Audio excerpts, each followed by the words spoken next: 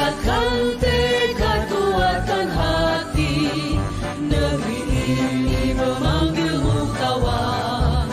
Belajar, bergerak, berbagi untuk negeri. Guru penggerak, majukan pendidikan. Guru penggerak menghamba pada murid. Kreatif, rancang pembelajaran. Hargai potensi, tingkatkan prestasi. Lahirkan profil pelajar Pancasila. Belajar, bergerak, berbagi untuk negeri. Kita menjalin kolaborasi. Belajar, bergerak, berbagi untuk negeri. Demi bakti pada Ibu Pertiwi.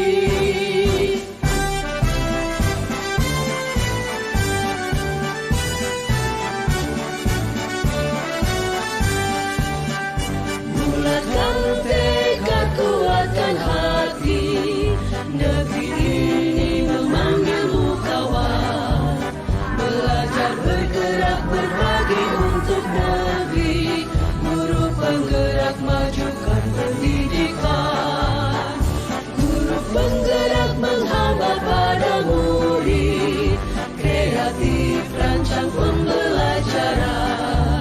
Hargai potensi, tingkatkan prestasi.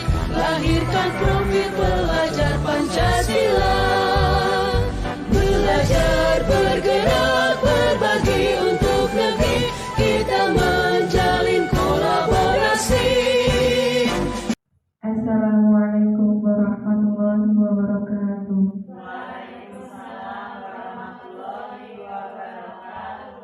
Selamat siang dan selamat sejahtera yang terhormat kepada Bapak Suparyanto SPDSD selaku Kepala Sekolah SD Negeri 2 Karangasem, yang saya hormati Bapak Ibu Guru serta karyawan-karyawati SD Negeri 2 Karangasem.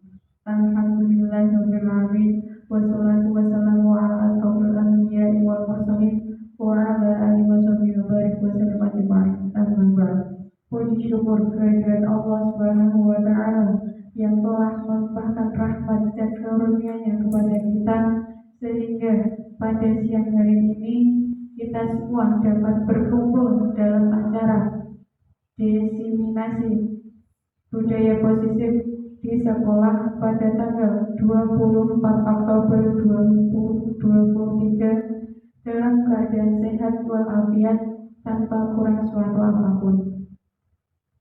Sholawat serta salam senantiasa kita curahkan kepada Nabi Muhammad Sallallahu Alaihi Wasallam. Allahumma sholli ala sayyidina Muhammad. Semoga kita termasuk umat yang dapat syafaat di akhir zaman. Amin amin ya rabbal alamin. Bapak Ibu yang saya hormati, perkenankanlah saya menyampaikan susunan acara pada siang hari ini. Yang pertama, pembukaan. Yang kedua, sambutan kepala sekolah. Yang ketiga, acara inti. Yang keempat, lain-lain. Yang kelima, pembacaan doa. Dan terakhir, penutup. Bapak Ibu yang saya hormati, marilah kita buka acara pada siang hari ini dengan bacaan basmalah bersama-sama. Bismillahirrahmanirrahim. Bapak Ibu yang saya hormati, kita lanjutkan acara yang kedua, yaitu sambutan dari Kepala Sekolah SD Negeri 2 Karangasem kepada Bapak Suparyanto SPDSD. Saya persilahkan.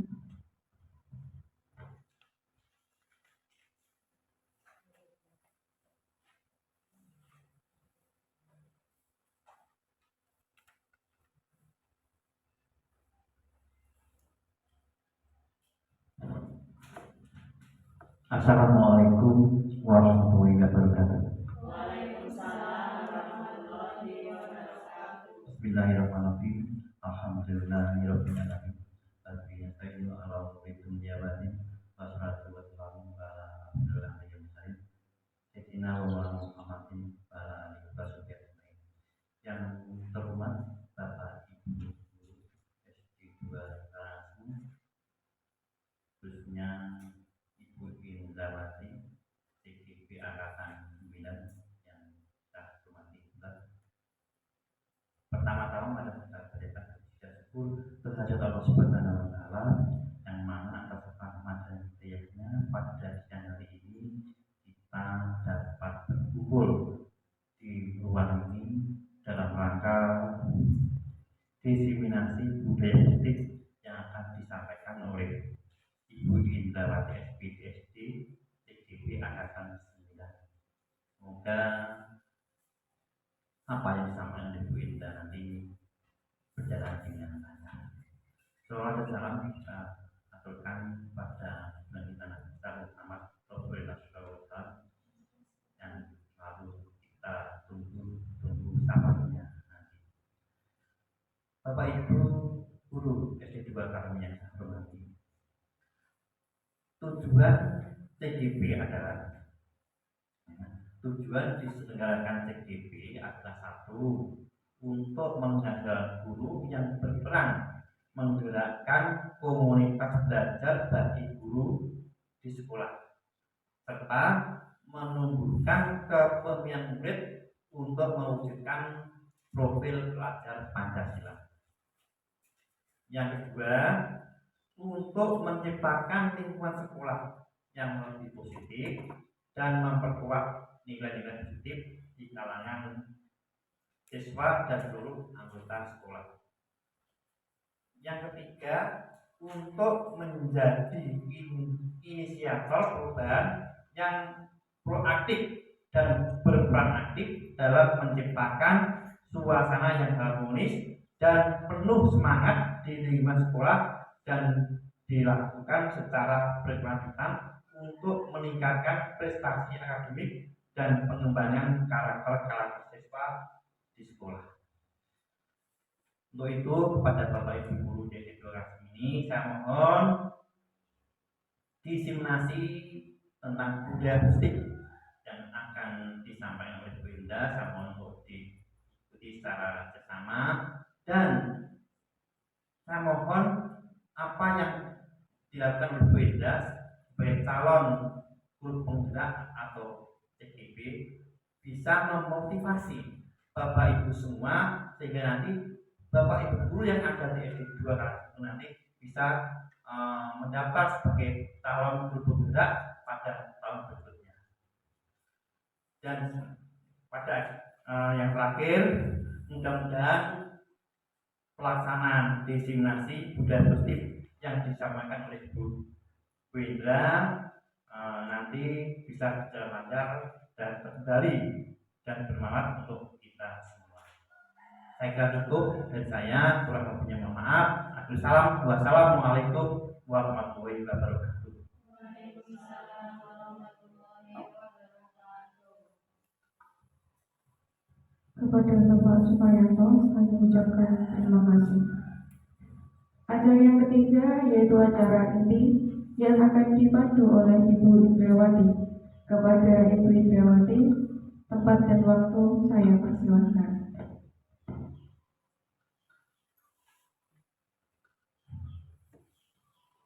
Ya, Assalamualaikum warahmatullahi wabarakatuh. Waalaikumsalam warahmatullahi wabarakatuh. Ya, terima kasih kepada Bapak Kepala Sekolah.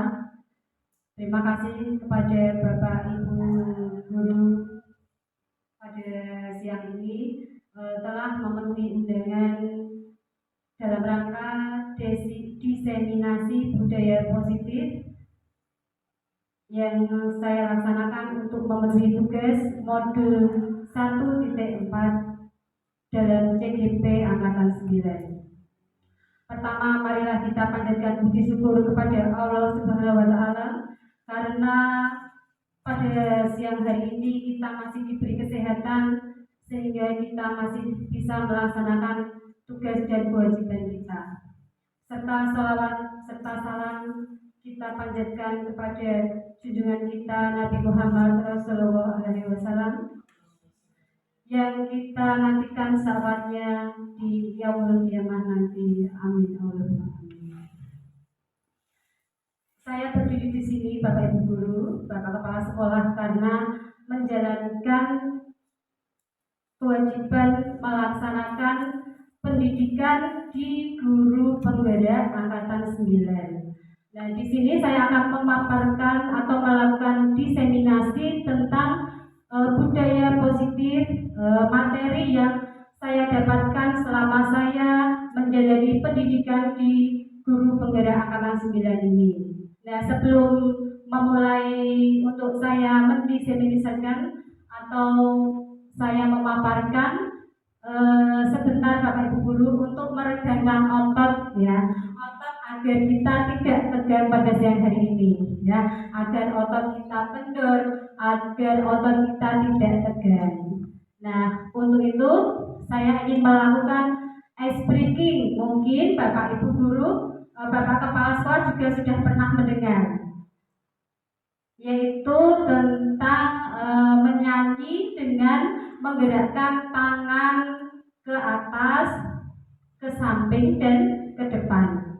Ini saya bukakan videonya, mohon Bapak Ibu untuk berdiri. Tangan ke atas, mengapa bintang? Tangan ke samping, burungnya terbang. Tangan ke depan, ingat berenang. Jari kanan, satu jari kiri, ku gabung menjadi suatu buah jembatan panjang. Dua jari kanan, dua jari kiri, ku gabung menjadi empat. Ku buat kamera jengkrik. Tiga jari kanan, tiga jari kiri, ku gabung menjadi enam. Ku buat menara tinggi. Empat jari kanan, empat jari kiri, ku gabung menjadi delapan. Ku buat telinga kelinci. Lima jari kanan, lima jari kiri, ku gabung menjadi 10. Ku siap berdoa. Nah, bagaimana Ibu-ibu, Bapak Ibu? Ya, tepuk tangan untuk kita semuanya. Dan terima kasih sudah melakukan ice breaking-nya. Nah, sekarang kita langsung saja ke materi, yaitu budaya positif atau pengibasan budaya positif CGP Angkatan 9 Kabupaten Grobogan ya. Nah, sebelumnya menuju ke materi, coba Bapak Ibu Guru sampaikan apa yang pernah Anda dengar mengenai budaya positif. Kemudian menurut pendapat Bapak Ibu Guru, budaya positif itu apa? Budaya positif? Budaya positif kalau menurut saya itu adalah keyakinan-keyakinan baik yang Saya ulangi ya. Menurut saya, budaya positif itu adalah nilai-nilai atau keyakinan-keyakinan baik yang bisa kita terapkan di lingkungan sekolah untuk mewujudkan kedisiplinan di sekolah tersebut. Terima kasih. Tepuk tangan untuk Bu Eri. Ya, budaya positif. Ya, budaya positif. Pada hari ini saya akan memaparkan budaya positif yang terdiri dari perubahan paradigma belajar. Memang budaya, jika sekilas kita mendengar budaya itu kaitannya pasti ada dengan tari-tarian, dengan adat istiadat atau budaya daerah, itu kalau kata budaya saja. Tetapi di sini kita akan belajar budaya positif yang ada di sekolah. Yang pertama adalah perubahan paradigma belajar, kemudian disiplin positif, kemudian kebutuhan dasar manusia, motivasi perilaku manusia, 5 posisi kontrol, keyakinan kelas, dan segitiga restitusi. Kemudian sebelum menginjak ke berikutnya, saya akan ingin bertanya kepada Bapak Ibu Guru. Menurut Bapak Ibu Guru, hukuman dapat mendisiplinkan anak. Setuju atau tidak setuju? tidak setuju. Tidak. Yang kedua, pemberian hukuman dengan hal positif seperti membaca atau membersihkan halaman sekolah dapat meningkatkan disiplin anak. Tidak setuju. Yang ketiga, memberi penghargaan dapat meningkatkan motivasi belajar anak. Ya, kita di sini berpendapat ada yang setuju, ada yang tidak setuju. Nah, maka dari itu kita akan mempelajari modul ini ya agar kita mengetahui, agar kita memahami apa yang kita lakukan terhadap anak itu sudah betul atau kurang tepat. Nah, di sini seperti dikatakan Bu Eri tadi, apakah budaya positif? Budaya positif adalah nilai-nilai kebiasaan di sekolah yang berpihak pada peserta didik agar mereka dapat berkembang menjadi pribadi yang kritis, penuh hormat dan tanggung jawab. Karena mengingat sekarang ini pendidikan di Indonesia itu sudah maju, sudah juga menghasilkan generasi yang pintar, tetapi tidak cukup hanya pintar. Kita lihat saja para pejabat, mereka sangat pintar, mereka juga cerdas sekali. Tetapi mungkin ya ada yang masih kurang, yaitu apa? Karakter mereka. Buktinya mereka bisa bekerja dengan bagus, tetapi ada juga yang melakukan korupsi. Itu kan berarti karakter di Indonesia itu masih sangat kurang. Maka harus diadakan budaya positif dari sejak dini. Kemudian di sini ada perubahan paradigma. Nah, di Indonesia kita akan ingin melakukan paradigma atau perubahan besar-besaran. Di sini ada sebuah kegiatan kepalan tangan. Coba Bapak Ibu guru ilustrasikan. Dengan memegang tangan sesuatu di dalam kepala ini ada hal yang sangat berharga untuk Bapak Ibu sekalian. Setelah itu ada seorang dua orang yang ingin membujuk untuk membuka kepala itu, bahkan untuk meminta. Ibu Bapak Ibu guru memberikan atau membuka tangan tidak?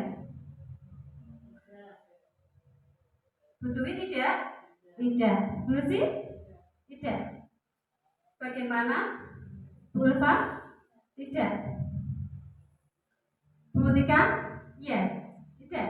Nah, itu terserah pada masing-masing pribadi diri Bapak Ibu guru. Jadi intinya yang memegang kontrol diri adalah diri kita masing-masing. Walaupun ada beberapa orang yang berusaha mempengaruhi, mungkin dengan bujukan, dengan rayuan, sama halnya dengan anak. Mereka punya kontrol diri, walaupun Bapak Ibu guru terkadang sudah membujuk atau mempengaruhi. Tetapi jika anak tersebut tidak mau, ya sama dengan diumpamakan seperti ini. Yang memegang kontrol diri adalah dirinya sendiri, walaupun dibujuk sekeras apapun. Nah, menurut Bapak Ibu tadi sudah berhasil mempengaruhi murid. Mungkin seperti itu, ilusi ya. Perubahan paradigma, teori kontrol atau teori pilihan atau ilusi kontrol. Guru itu beranggapan atau berilusi dapat mengontrol siswa. Selama ini mungkin seperti itu. Saya bisa mengontrol siswa, tetapi kembali ke siswa tersebut. Yang memegang kendali adalah siswa. Kemudian yang kedua, selama ini guru beranggapan bahwa kritik dan membuat orang merasa bersalah akan menguatkan karakter. Jika misalkan kita mengkritik anak, kamu kok tidak mengerjakan PR, kenapa? Sudah berulang kali loh. Nah, itu tidak akan membuat anak melaksanakan mengerjakan PR, tetapi dia akan tambah merasa yang diingat itu dimarahi atau bahkan dihukum. Kemudian yang ketiga, beranggapan bahwa semua penguatan positif efektif dan bermanfaat. Misalkan penguatan, wah nilainya bagus, besok lagi mengerjakan ya. Seperti itu bagus tidak Bu? Bagus. Itu penguatan positif. Misalkan anak tersebut mengerjakan PR atau mengerjakan soal karena dia mengharap nilai yang bagus. Bahkan ada seorang guru yang ketika muridnya berhasil melaksanakan tugasnya memberi penghargaan. Itu bagus apa tidak? Tidak, ya. Karena anak tersebut semakin lama malahan beranggapan dia melakukan sesuatu karena ada imbalannya. Tetapi jika tidak ada imbalannya, kemungkinan di lain hari siswa tersebut tidak akan mengerjakan. Kemudian yang keempat adalah ilusi bahwa orang dewasa memiliki hak untuk memaksa.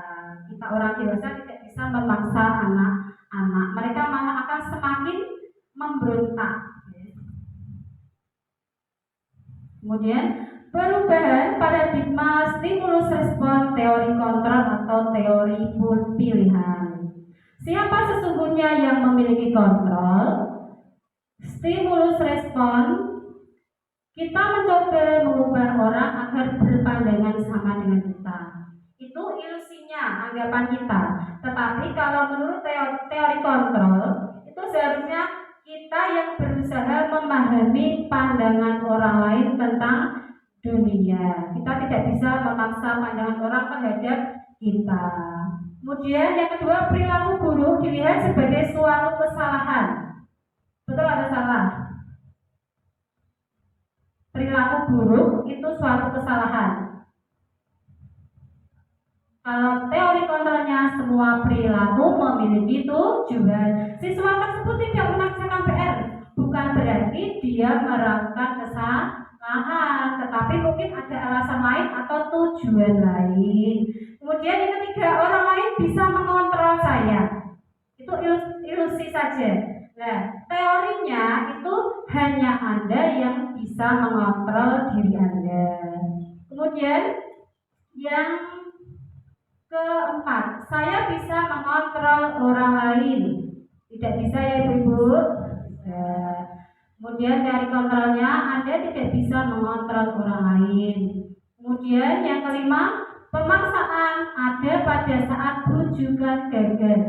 Ketika kita sudah membujuk anak dan gagal, apakah kita akan memaksa? Tidak. Yang betul itu berkolaborasi dengan konsensus menciptakan pilihan-pilihan baru.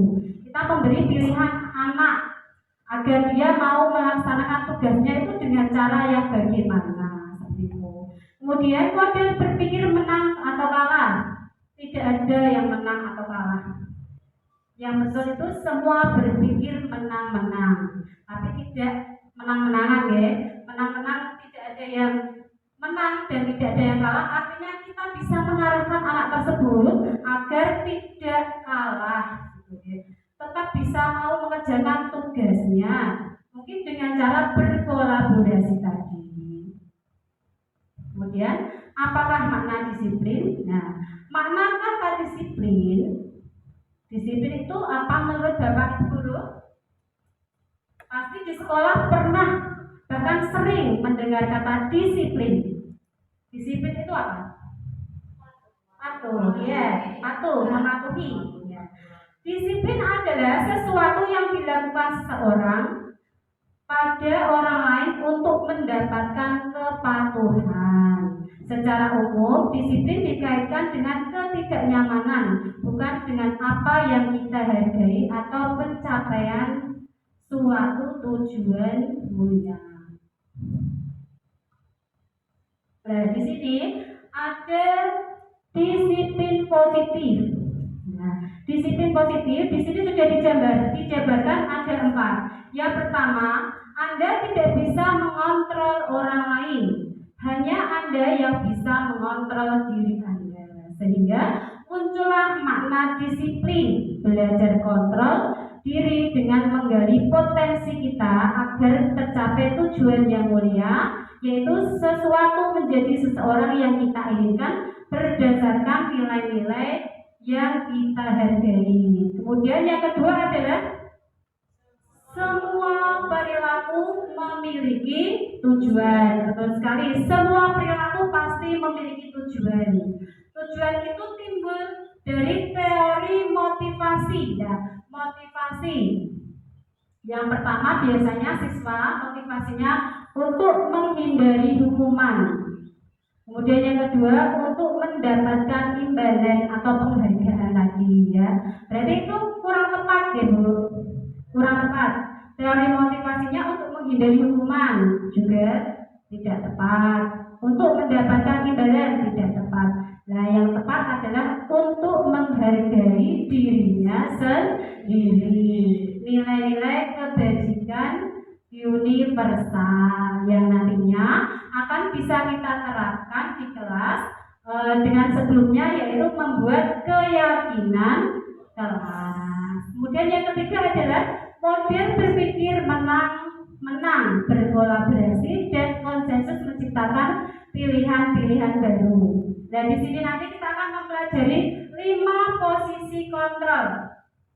Yang pertama yaitu ada penghukum. Kita sebagai guru biasanya memiliki 5 kontrol, yaitu penghukum, pembuat rasa bersalah, teman, pemantau, dan manajer. Inilah kelima posisi kontrol kita sebagai guru. Kemudian cara kita menangani siswa yaitu melalui segitiga restitusi yang ada 3 langkah, yaitu menstabilkan identitas, validasi kebutuhan, dan menanyakan keyakinan kelas. Kemudian yang keempat adalah realitas atau kebutuhan kita berbeda.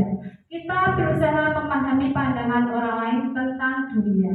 Setiap orang memiliki gambaran yang berbeda. Jika dengan anak kita tidak boleh semena-mena, karena anak juga manusia dan manusia juga memiliki kebutuhan dasarnya, yaitu ada 5. Yang pertama, kebutuhan bertahan hidup. Yang kedua, penguasaan. Yang ketiga, kasih sayang dan rasa diterima. Yang keempat, kesenangan. Dan yang kelima adalah kebutuhan untuk kebebasan. Nah, di sini ada nilai-nilai kebajikan universal. Yang universal itu artinya mudah dimengerti semua ya.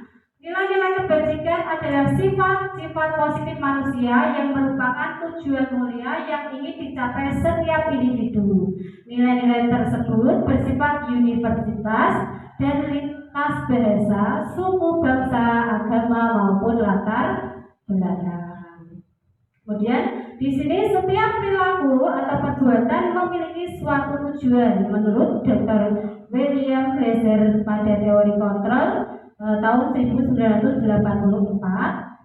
Dengan mengaitkan nilai-nilai kebajikan yang diyakini seseorang, maka motivasi intrinstiknya akan terbangun sehingga menggerakkan motivasi dari dalam untuk dapat mencapai tujuan yang diinginkan. Itu menurut Dian Gossen pada tahun 1998.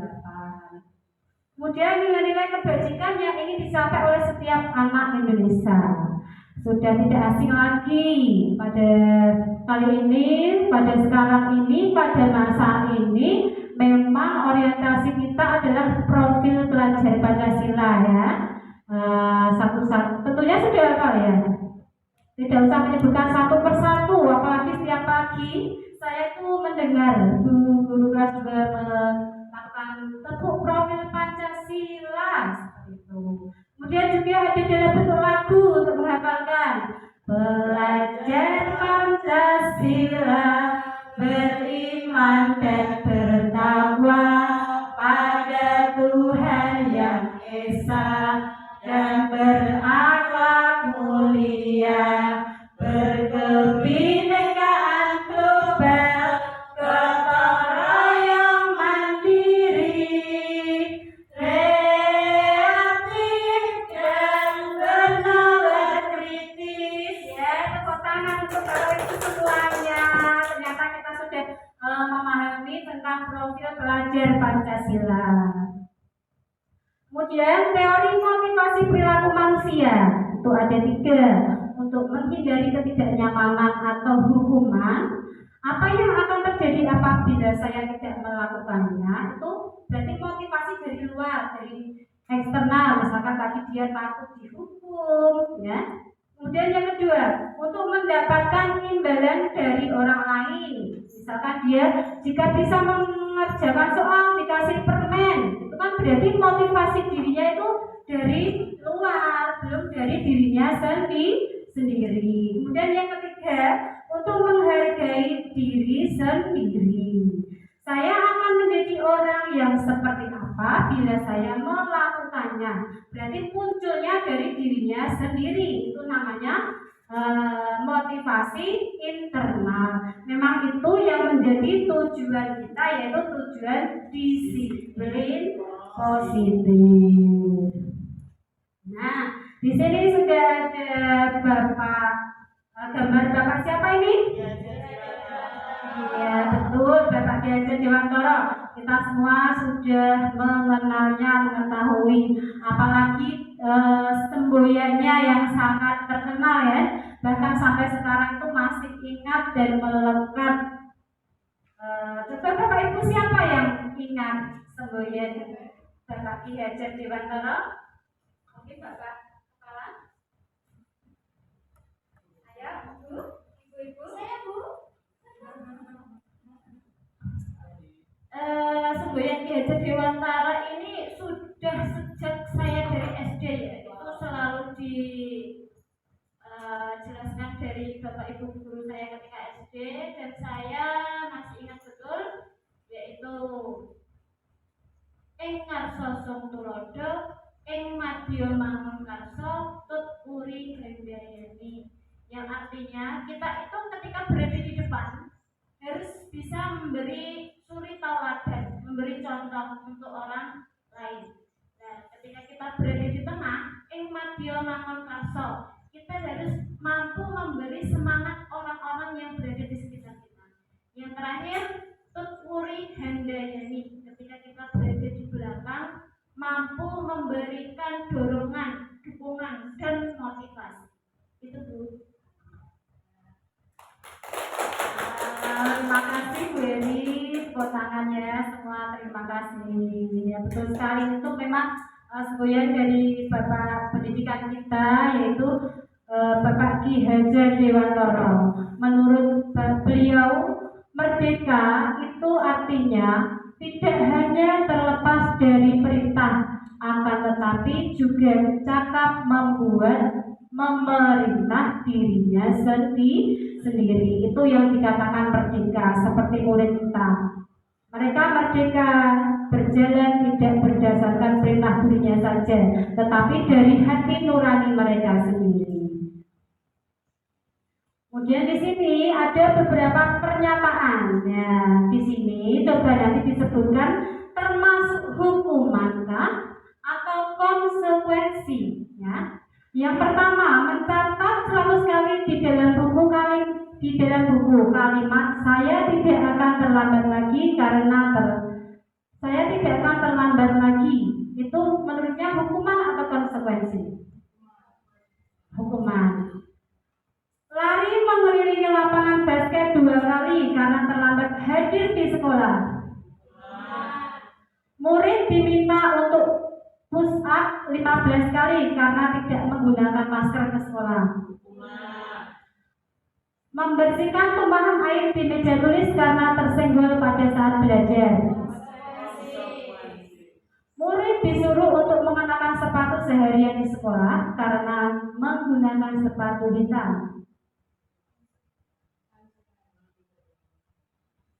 Disuruh mengenakan sepatu seharian. Kemudian lari mengelilingi lapangan basket 2 kali karena terlambat 10 menit karena hukuman. Betul hukuman Bu?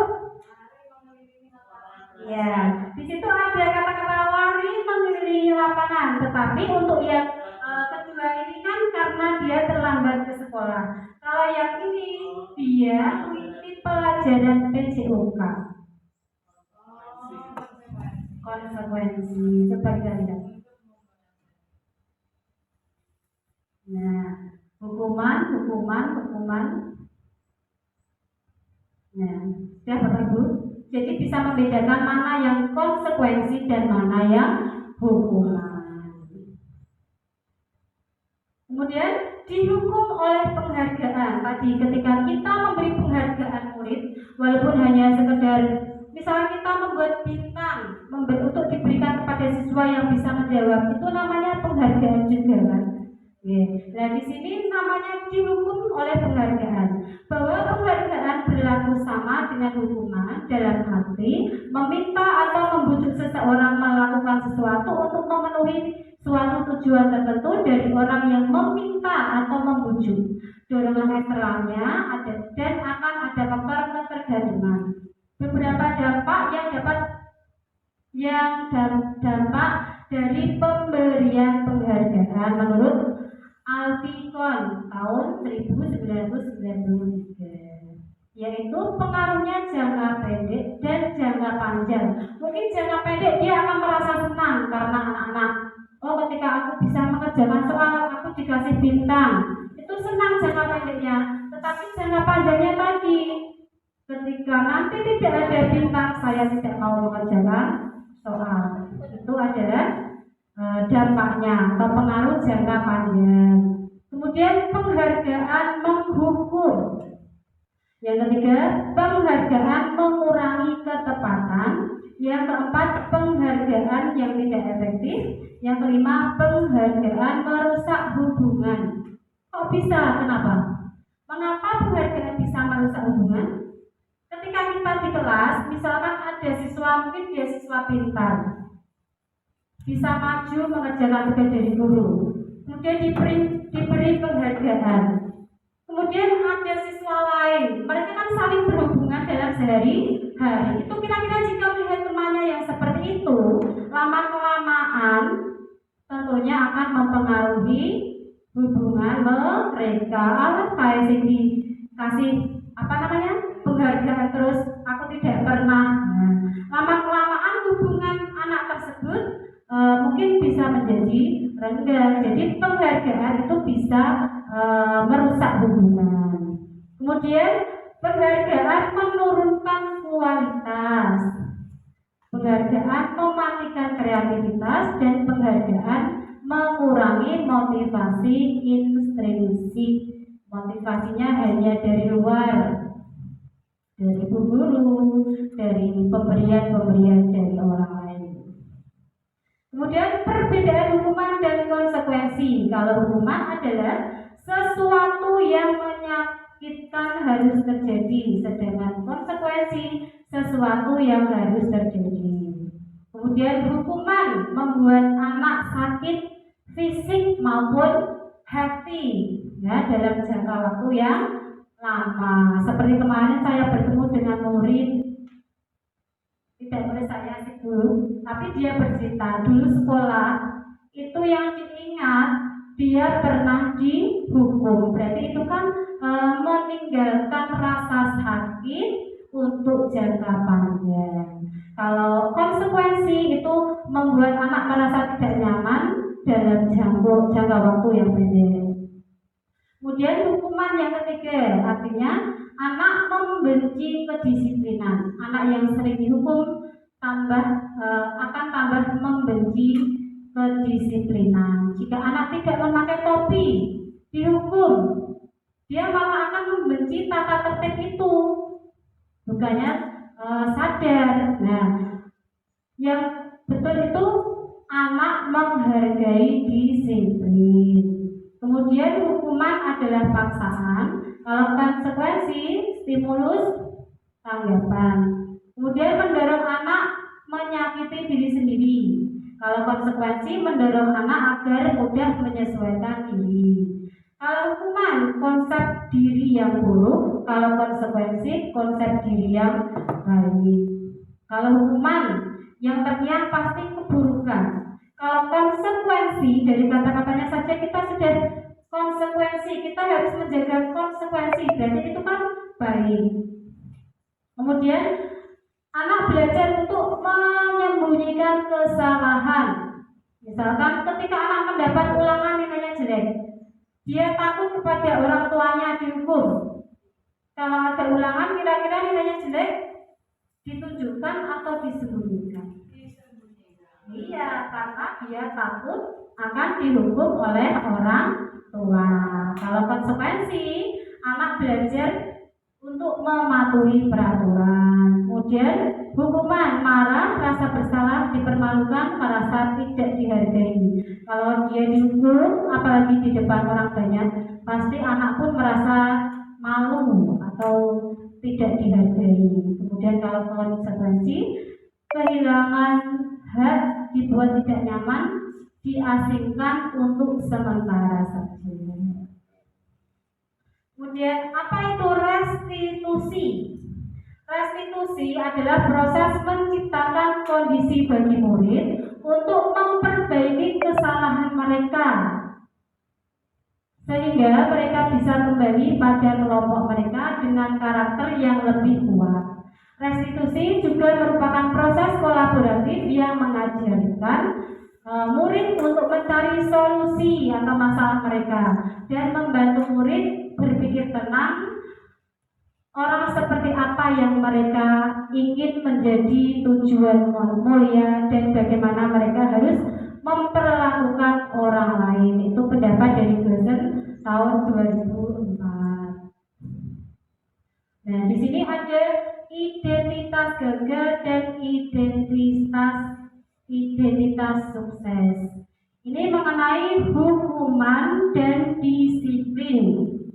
Kalau hukuman di sini hasilnya negatif, akan berdampak negatif maksudnya. Kemudian kalau konsekuensi yang tidak negatif tapi masih netral.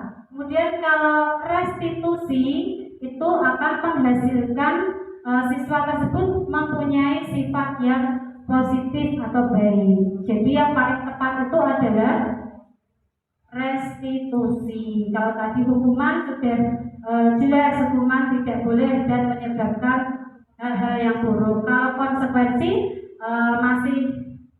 masih bisa, terkadang masih bisa masuk, tetapi sifatnya netral, tidak begitu mempengaruhi diri anak tersebut. Tetapi jika kita mengatasi kasus dengan cara restitusi, pasti akan menghasilkan murid dengan karakter yang lebih bagus. Karakter yang diharapkan kan seperti misalkan tanggung jawab, terus apa lagi?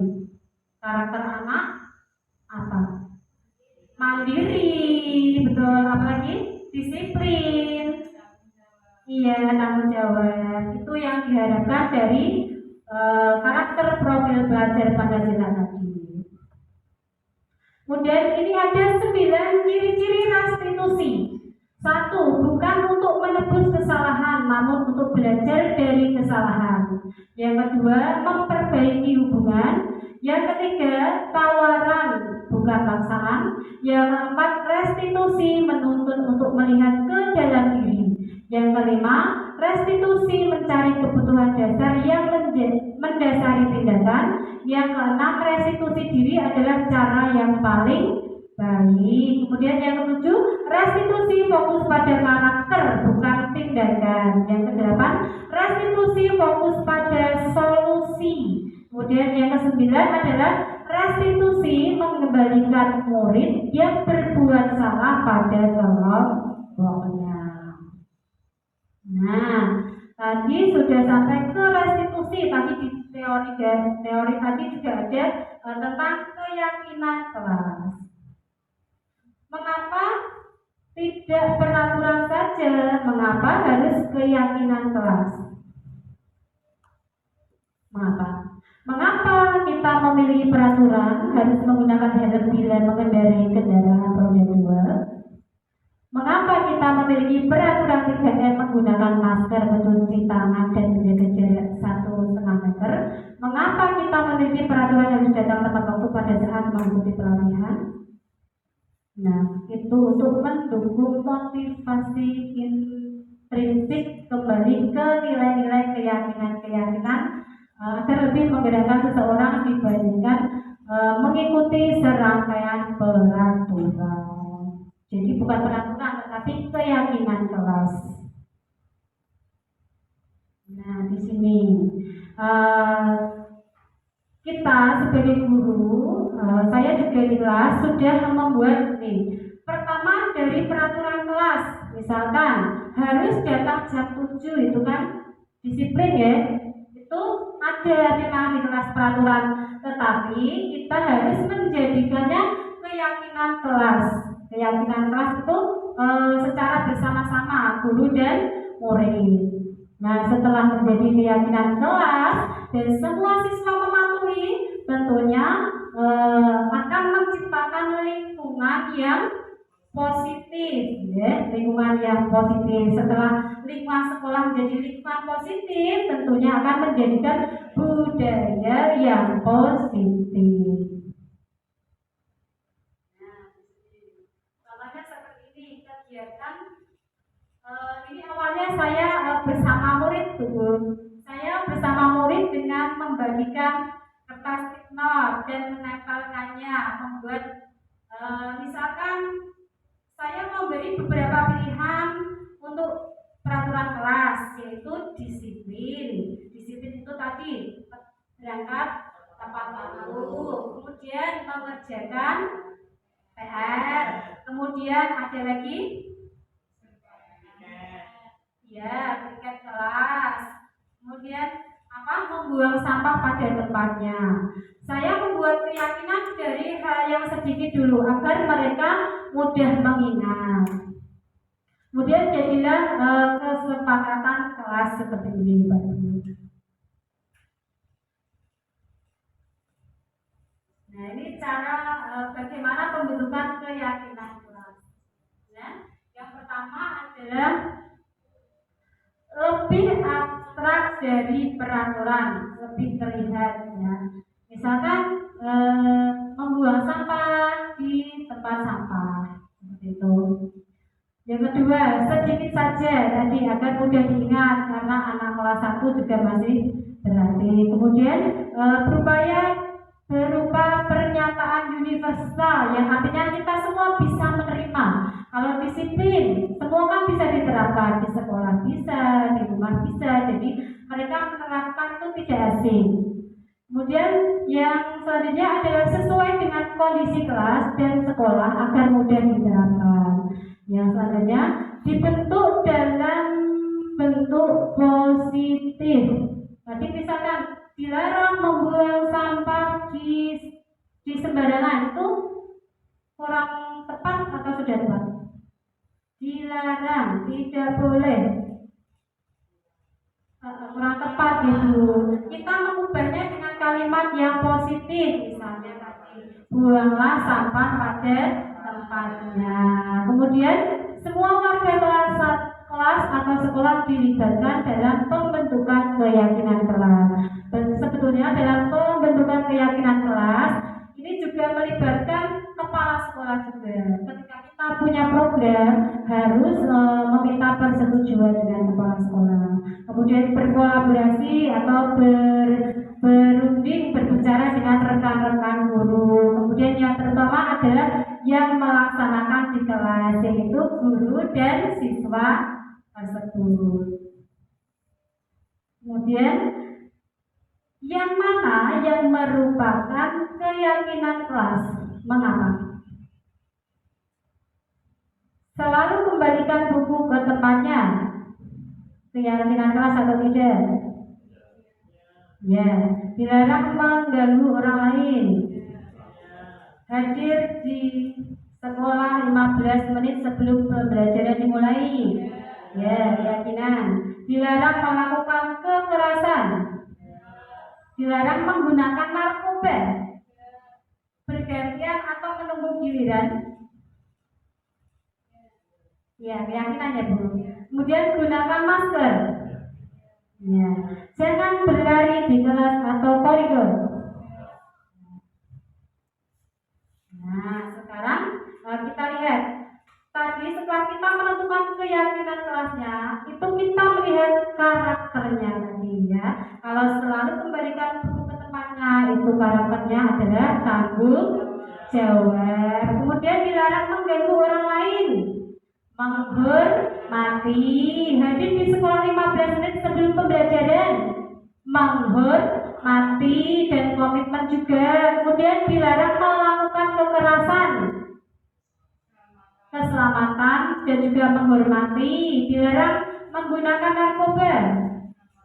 Ya, karakternya peduli kesehatan. Kemudian bergantian atau menunggu giliran, menghormati, bersabar, gunakan masker, kesehatan dan keselamatan, jangan berlari di kelas atau koridor, keselamatan dan keamanan.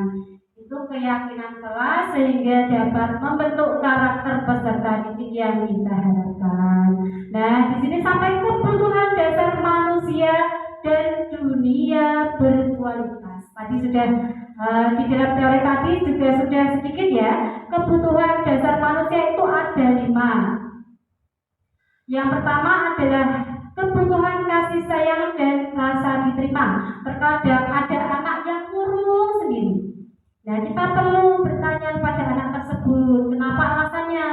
Siapa tahu di rumah dia kurang diperhatikan oleh orang tuanya. Kemudian kesenangan. Oh, bocah itu kok murung ya, sedih kenapa? Kemudian dia curhat. Aku kepengen ke pasar malam. Nah, berarti kan anak tersebut butuh kesenangan. Kemudian yang selanjutnya adalah bertahan hidup. Kemudian kebutuhan kekuasaan dan kebutuhan kebebasan. Nah, sekarang adalah 5 posisi kontrol. 5 posisi kontrol kita sebagai guru. Kalau tadi kita sudah memahami 5 kebutuhan anak atau siswa, sekarang tugas kita sebagai guru. Kita sebagai kontrol itu kita menempati tempat yang mana? Apakah 1 kita sebagai penghukum, ataukah yang kedua pembuat rasa bersalah, atau sebagai teman, atau pemantau, atau manajer? Sudah jelas ya Ibu. Kalau penghukum ini sudah jelas, berarti guru tersebut pernah atau sering memberi hukuman. Kemudian pembuat rasa bersalah dengan mengatakan kepada anak, kamu jangan begitu, nanti guru dimarahi bapak kepala sekolah. Nah, itu biasanya dinamakan pembuat rasa bersalah kepada anak.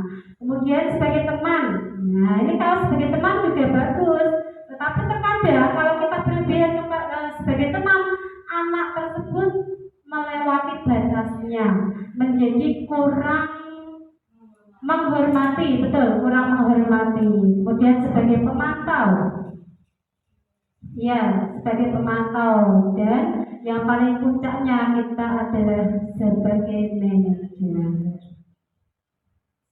Nah, di sini ada 5 posisi kontrol. Di sini penghukum, guru berbuat menghakimi, menunjuk, menyakiti dan menyindir. Kalau pembuat rasa bersalah, contohnya mengatakan seharusnya kamu jangan begitu.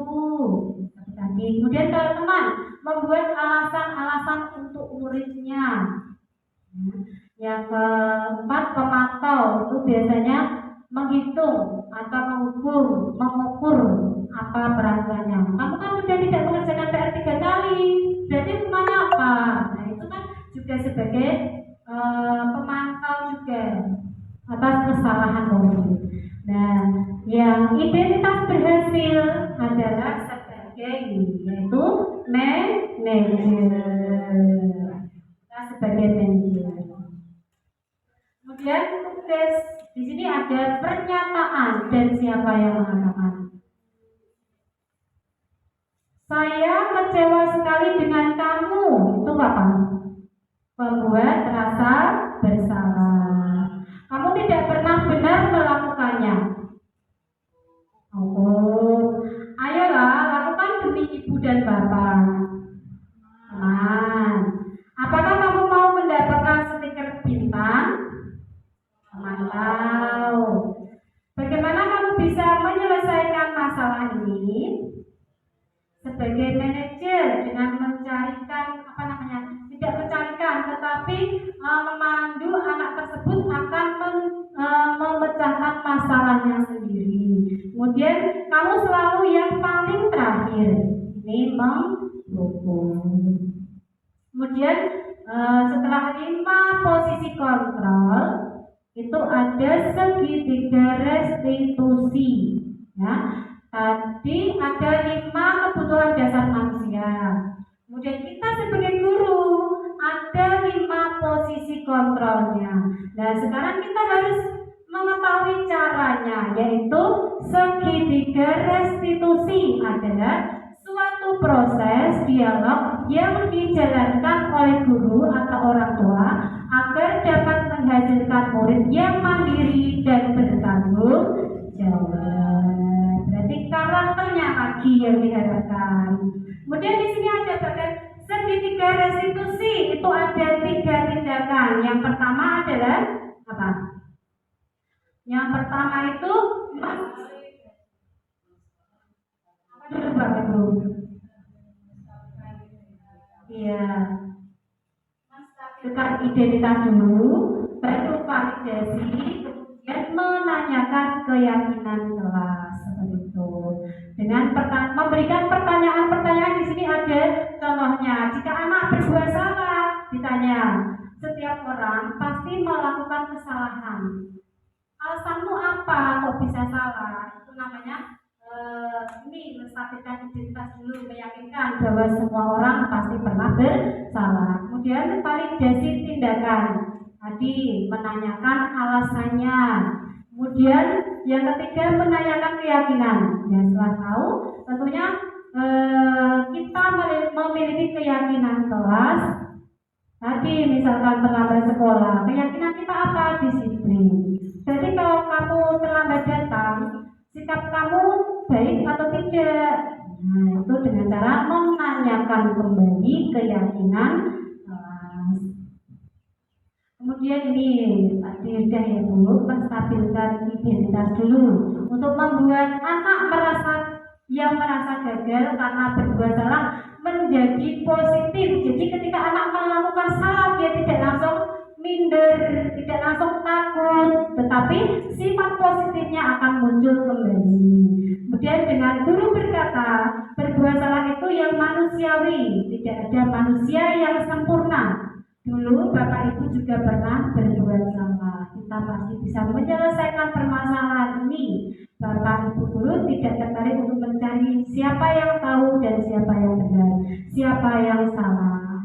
Bapak Ibu lebih tertarik untuk menyelesaikan masalah.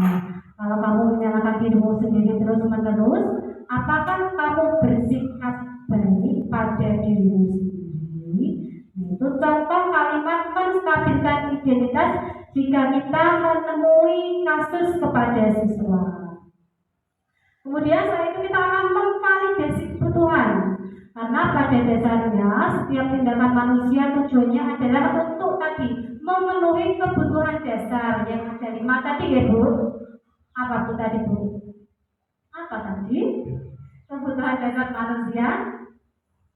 Iya itu yang pertama tadi, penguasaan, kebebasan, kasih sayang, dan rasa diterima dan kesenangan atau bertahan hidup. Ya, guru bisa berkata, kamu bisa saja kan melakukan hal yang lebih buruk, tetapi kamu tidak melakukannya kan? Kamu pasti punya alasan kenapa kamu melakukannya. Apa yang penting bagi kamu? Kamu boleh tetap berusaha menjaga sikap itu, tetapi tambahkan sikap yang lain yang baru. Maukah kamu belajar cara lain untuk mendapat yang kamu butuhkan tanpa harus memukul? Itu misalkan jika siswa kita ada yang berantem. Kemudian menanyakan keyakinan. Contohnya, apa nilai yang kita percaya di sekolah atau di kelas kita? Nah, tentunya tadi setelah membuat kesepakatan kelas, ya, rukun. Itu kan tadi kalau disiplin, misalnya kalau keyakinan kelasnya ada rukun, kan bisa. Tadi misalkan siswa kita bertengkar, masih ingat keyakinan kelas kita? Misalkan rukun, sopan, disiplin, tergantung kasus masing-masing anak tersebut. Kemudian kelas ideal itu yang seperti apa dan kamu ingin jadi anak yang seperti apa? Kemudian apa yang kamu rasakan ketika kamu melakukan itu? kamu menjadi orang yang seperti apa? Intinya kita kembalikan kepada siswa tersebut. Nah, di sini di kelas saya ada kasus ya Bapak Ibu. Kasus ini anaknya bernama Adiska, yaitu lupa tidak mengerjakan PR. Ya. Apa yang dapat kita lakukan untuk menyelesaikan tugas ini, kasus ini maksudnya, apa yang kita lakukan untuk menyelesaikan kasus Adiska ini? Bagaimana Ibu kira-kira? Dengan restitusi segitiga. Yang pertama tadi saya akan bagaimana ketika ada kasus di kelas saya? Akan tentunya memanggil siswa tersebut dengan menstabilkan identitas. Nah, saya bertanya, semua orang pasti pernah salah. Dulu Bu Guru juga pernah datang terlambat. Itu saya bertanya kepada siswa tersebut. Tetapi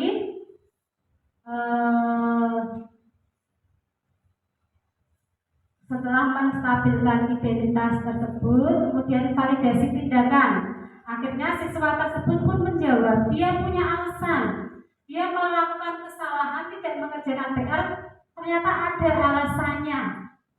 Nah, dia beralasan waktu malam dia keasikan bermain HP, katanya dia keasikan bermain HP. Kemudian saya bertanya, kalau kamu keasikan bermain HP, kok sampai lupa mengerjakan PR, itu perbuatan yang salah atau perbuatan yang baik? Dia tahu Bapak Ibu, itu merupakan perbuatan yang salah. Kemudian karena di kelas saya ada keyakinan kelas, dia salah satunya adalah mengerjakan PR. Akhirnya dia pun sadar bahwa keyakinan kelas salah satunya mengerjakan PR, berarti kewajiban dia, tanggung jawab dia adalah mengerjakan PR. Dan sejak saat itu siswa tersebut berjanji sendiri tidak akan mengulanginya. Berarti kan itu motivasi dari dalam diri, kita gali dulu penyebabnya.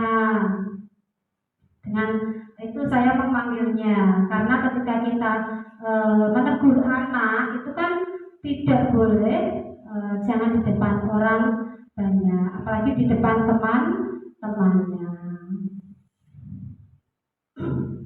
Kemudian di sini ada langkah-langkah segitiga restitusi. Yang pertama, menstabilkan identitas ya. Itu menurut Diska itu perbuatan yang dia lakukan salah atau betul seperti tadi. Setiap orang pasti pernah melakukan kesalahan. Yang ketiga adalah tidak ada di dunia ini orang yang sempurna. Kemudian validasi tindakan yang salah. Diska pasti punya alasan, tadi sudah bercerita dia. Kemudian setelah itu menceritakan kepada gurunya. Setelah gurunya mendengarkan cerita dari siswa tersebut, gurunya mengingatkan lagi keyakinan kelas apa saja yang telah disepakati di kelas tersebut. Apakah Diska sudah meyakini kelas kita? Nah, jika Diska meyakini, maka Diska atau siswa tersebut pun bersedia memperbaiki sikap. Nah, sudah sampai kesimpulan Bapak Ibu. Ya, di sini ada kesimpulannya. Yang pertama, sebelum kita dapat menerapkan disiplin pada peserta didik kita, maka hal yang harus kita rubah adalah cara berpikir dan pemikiran serta kesadarannya.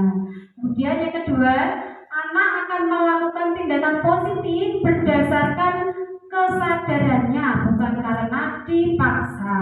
Kemudian yang ketiga, tidak ada anak yang nakal karena tindakan mereka sebenarnya mengacu kepada 5 dasar kebutuhan hidup mereka.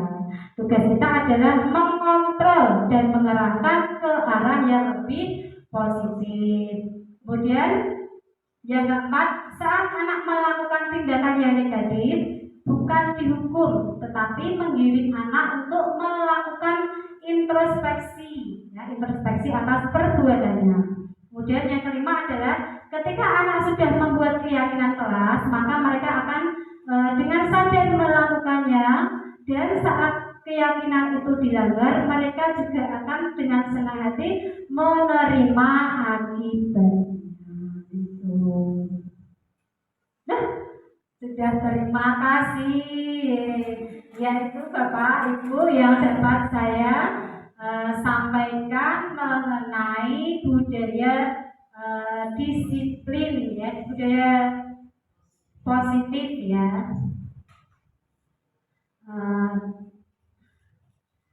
Dan Bapak Ibu, demikian materi yang dapat saya sampaikan. Kurang lebihnya saya mohon maaf.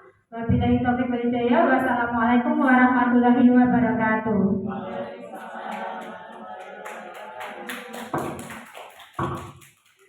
Terima kasih untuk Bu Indra atas penyampaian materinya yang sangat luar biasa tadi.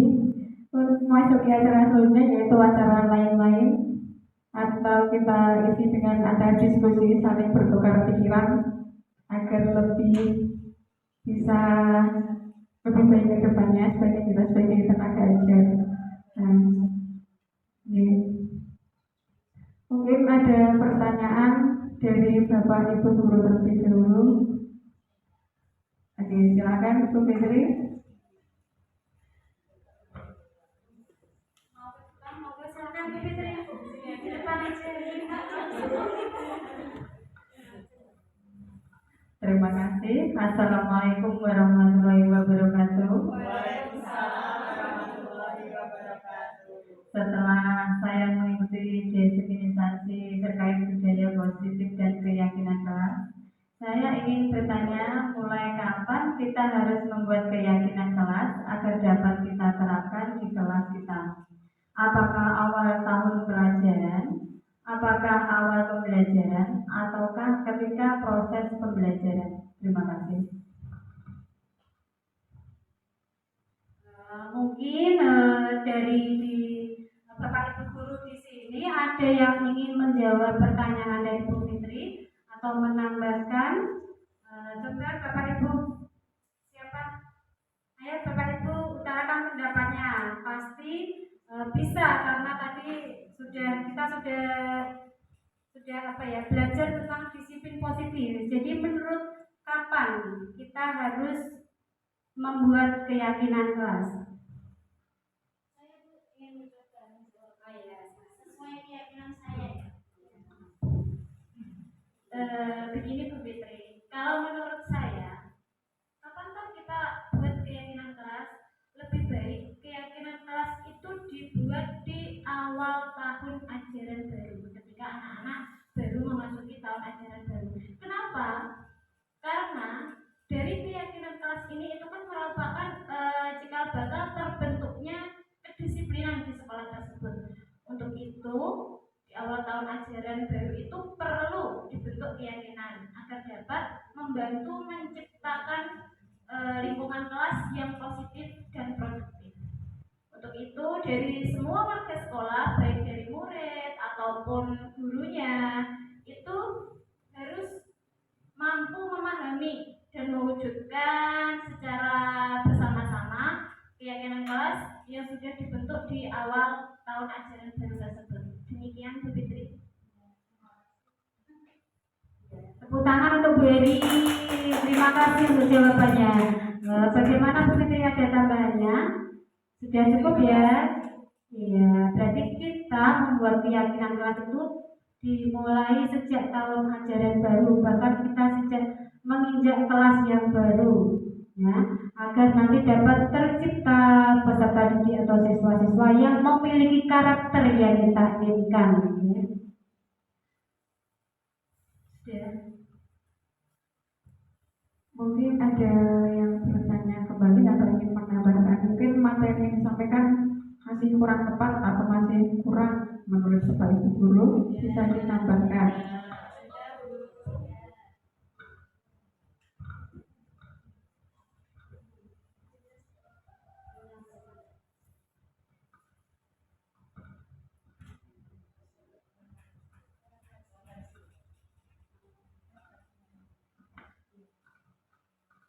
Oh ya, ini ada Bu Dwi Pujiarini ingin menyampaikan refleksi dari pengimbasan hari ini. Silakan Bu Dwi, mungkin maju ke depan.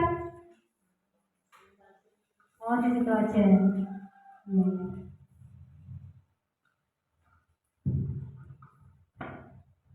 Saya akan menyampaikan refleksi pada hari ini. Saya mengucapkan terima kasih atas materi yang sudah diberikan dan sangat bermanfaat bagi kita semua, terutama saya pribadi. Setelah menerima materi yang sudah dipaparkan tentang budaya positif, dulu saya beranggapan bahwa apa yang sudah saya lakukan dalam pendisiplinan siswa sudah baik dan benar, tetapi ternyata saya harus merefleksi diri saya sendiri lagi, dan semoga apa yang sudah disampaikan hari ini dapat diterapkan di kelas masing-masing dan kita tidak perlu memberikan sanksi dan hukuman karena akan melakukan budaya positif sesuai dengan keyakinan kelas yang sudah disepakati bersama. Terima kasih. Wassalamualaikum warahmatullahi wabarakatuh. Iya, tepuk tangan untuk Bu Dwi. Terima kasih untuk refleksi pembelajaran hari ini ya, atau diseminasi budaya positif. Mungkin ada yang lain yang ingin menambahkan lagi? Cukup atau masih ada? Cukup? Iya, cukup. Ya, cukup. Terima kasih Bapak Ibu.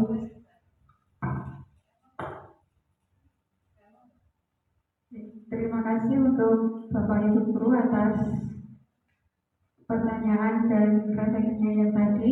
Masuk acara yang kelima yaitu pembacaan doa yang akan dibacakan oleh Ibu Purwati. Kepadanya saya persilahkan.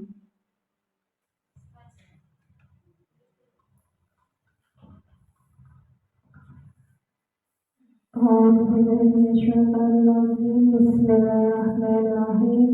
Assalamualaikum warahmatullahi ta'ala wabarakatuh.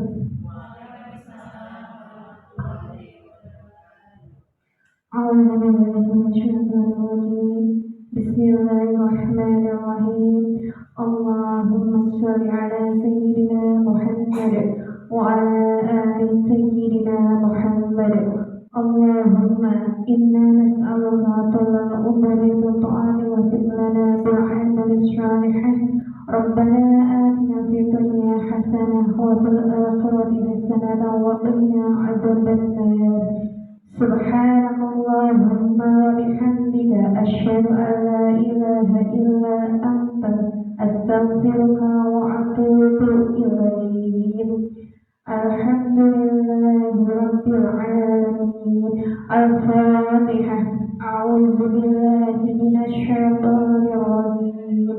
Bismillahirrahmanirrahim. Alhamdulillahi rabbil alamin. Rahmanir rahim. Maliki yaumiddin. Iyyaka na'budu wa iyyaka nasta'in. Ihdinas siratal mustaqim. Siratal ladzina an'amta 'alaihim ghairil maghdubi 'alaihim waladdallin. Rabbi ighfirli wa liwalidayya wa lil mu'minina amin. Syukratul Nabi. Subhanaka rabbil izzati amma yasifun wa salamun alal mursalin. Alhamdulillahi rabbil alamin. Assalamualaikum warahmatullahi ta'ala wabarakatuh.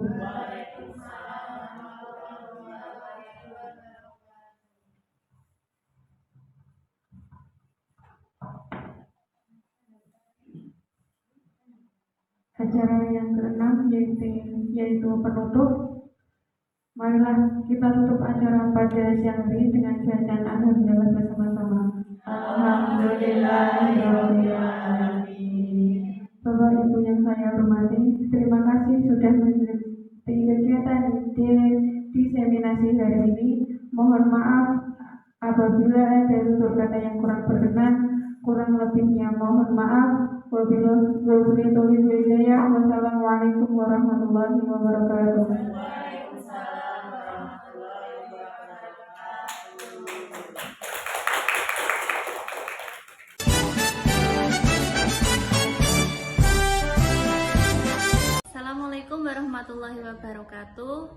Perkenalkan, nama saya Ulfa Fauziah dari SD Negeri 2 Karangasem, Kecamatan Wirosari, Kabupaten Grobogan. Di sini saya akan menyampaikan testimoni setelah ikut pengimbasan budaya positif yang sudah disampaikan oleh Ibu Indrawati. Sebelumnya saya mengucapkan terima kasih kepada Bu Indrawati karena sudah menularkan ilmunya kepada kami semua guru-guru SD Negeri 2 Karangasem. Jadi selama ini kami beranggapan bahwa memberikan hukuman kepada siswa itu dapat mendisiplinkan siswa. Ternyata anggapan itu adalah salah. Yang benar adalah yang sudah disampaikan Ibu Indrawati, memberikan hukuman kepada siswa itu justru malah akan mencetak karakter negatif siswa. Selanjutnya, memberikan hadiah kepada siswa. Kami mengira bahwa dengan memberikan hadiah kepada siswa itu siswa dapat termotivasi untuk meningkatkan belajarnya. Ternyata anggapan itu adalah salah. Dengan memberikan hadiah kepada siswa justru akan mengurangi motivasinya dalam pembelajaran. Selanjutnya yang sudah disampaikan oleh Bu Indrawati, saya mendapatkan istilah baru yaitu tentang restitusi. Restitusi ternyata itu dapat membentuk karakter positif siswa. Selanjutnya dapat menghasilkan solusi tanpa menghakimi siswa, sehingga dalam pembelajaran tersebut nanti akan tercapai sesuai dengan P5, Profil Pelajar Pancasila. Terima kasih yang sudah saya sampaikan. Semoga dengan penerapan budaya positif ini di sekolah dapat terwujud dengan baik. Assalamualaikum warahmatullahi wabarakatuh. Nama saya Luciana dari SD Negeri 2 Karangasem, Kecamatan Wirosari, Kabupaten Grobogan. Di sini saya akan menyampaikan kesan dan pesan terhadap pengimbasan budaya positif yang disampaikan oleh Ibu Indrawati dari SD Negeri 2 Karangasem, Kecamatan Wirosari, Kabupaten Grobogan. Saya mengucapkan banyak terima kasih kepada Bu Indrawati karena dengan adanya kegiatan ini saya dapat termotivasi dan dapat menambah pengalaman baru saya tentang kesepakatan kelas atau tentang pengimbasan yang terjadi hingga menjadi budaya positif. Setelah saya amati, ternyata yang saya lakukan adalah kurang tepat. Misalkan seperti contoh, anak itu sedang tidak mengerjakan PR, kemudian saya sebagai guru biasanya memberikan sanksi atau mengerjakan PR di luar atau dengan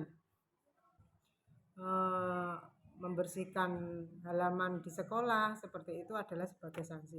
Tapi setelah saya mengadakan atau saya telah mengikuti pengimbasan ini, saya menjadi tahu hal tersebut adalah kurang tepat dan kurang benar.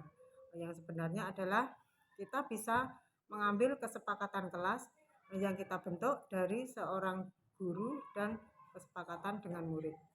Setelah itu kita dapat tidak menjadi atau tidak memberi hukuman, karena hukuman itu adalah sifatnya terlalu membekas dan itu akan teringat selama-lamanya.